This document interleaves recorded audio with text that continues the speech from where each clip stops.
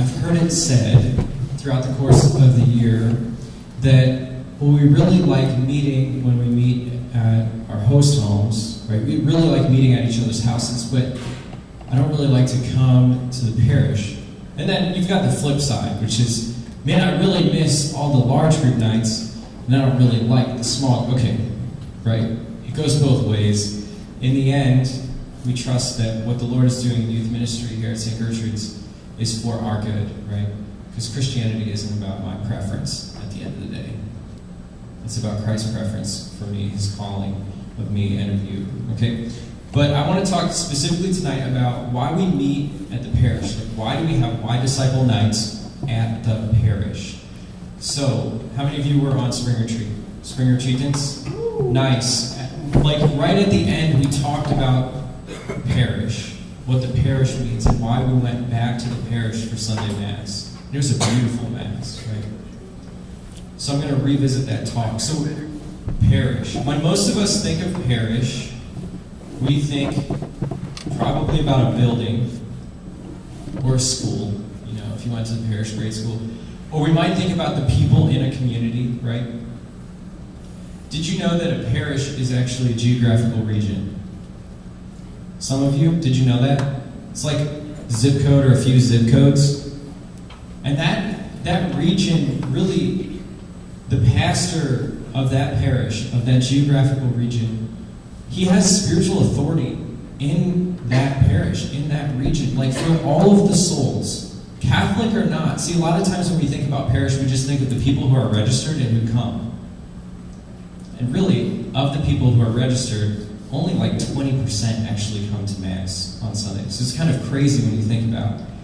But all these people in Madeira and Indian Hill, parts of Indian Hill, like St. Gertrude's has responsibility for bringing them the gospel.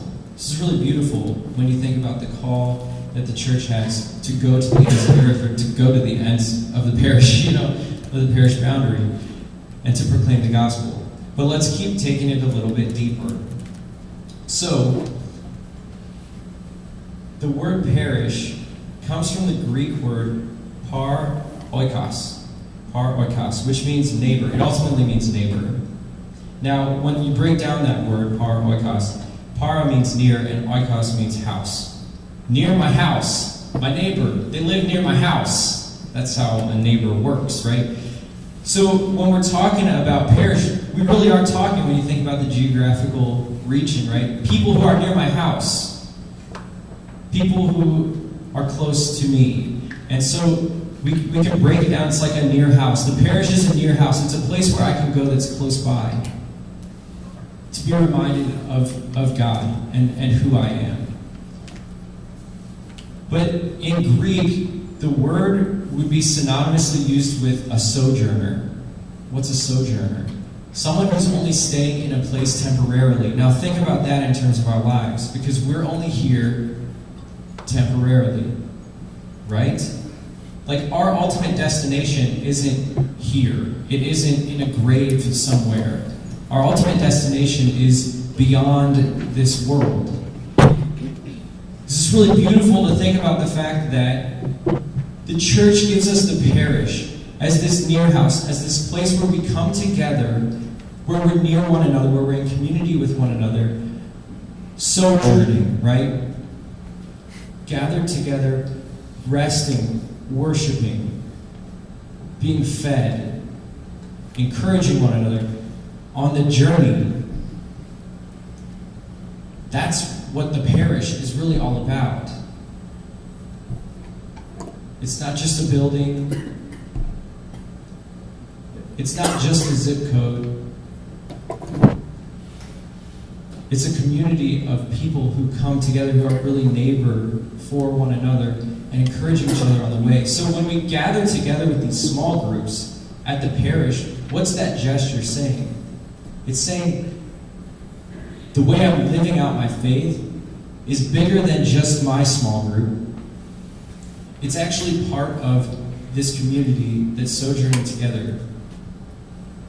And I think it's absolutely crucial for young people to establish a relationship, right? To be actively part of the parish community now while you're in high school, Because what happens? You go to college, you get out of college, you get a job, and then a lot of young people, a lot of young adults don't end up registering at a parish for a long time. And so the church is providing a near house for you, a safe haven, right? A place where you can sojourn, and people aren't associated, right? It's in the end, I think it goes back to our non-commitment problem. And we are very non-committal as a culture. All right, so that's why we meet here. That's why these nights are really important. Does that make sense?